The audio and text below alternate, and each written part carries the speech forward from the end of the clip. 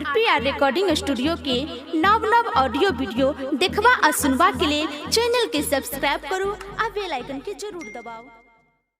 Presented by RPR recording studio Sardi Sundarpur.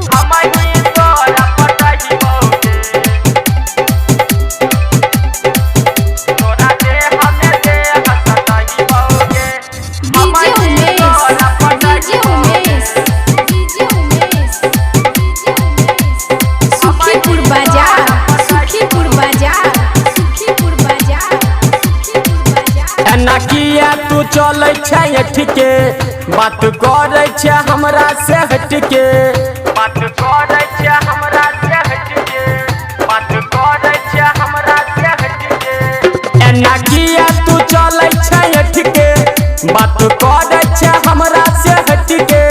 मगया बदी त बतलही बहुगे तोरा दे हमें दे हसताही बहुगे।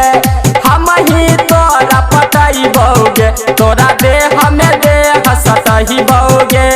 हम ही तोरा पटाई बहुगे तोरा दे हमें दे हसताही बहुगे।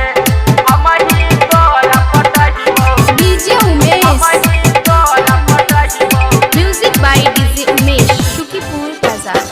हम ही तोरा पटैबोगे छौरी करे छियहु वादागे। सब गौरव झाड़ देबो बदल देबो इरादा गे, बदल देबो इरादा गे।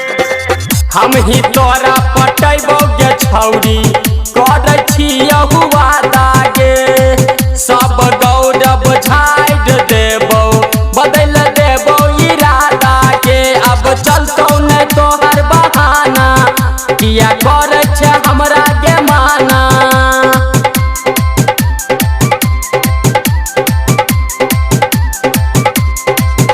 अब चलतो न तोहर बहाना किया करे हमरा के माना। मगया बदी त बतलही बहुगे तोरा दे हमें दे हसताही बहुगे। हम ही तोरा पटाई बहुगे तोरा दे हमें दे हसताही बहुगे। हम ही तोरा पटाई बहुगे तोरा दे हमें दे हसताही बहुगे।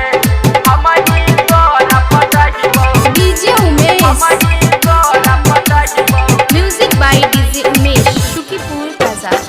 जहाँ जहाँ जब ही खेल करी वहाँ वहाँ जइबोगे। दरभंगा जिला के छियै गे छौरा बात नहीं अब सहबोगे, बात नहीं अब सहबोगे। जहाँ जहाँ जब ही खेल करी वहाँ वहाँ जइबोगे। दरभंगा जिला के छियै गे छौरा बात नहीं हम सहबोगे। राइटर सरवन के दिलही तू धोखा डब्लू यादव के दिल भेल खोखा।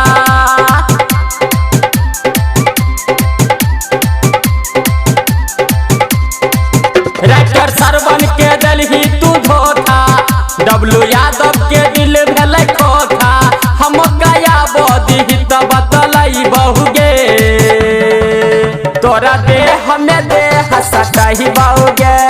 हम ही तोरा पटाई बहुगे तोरा दे हमें दे हसताही बहुगे। हम ही तोरा पटाई बहुगे। हम ही तोरा पटाई बहुगे। Mix by RPR recording studio Sardi Sundarpur.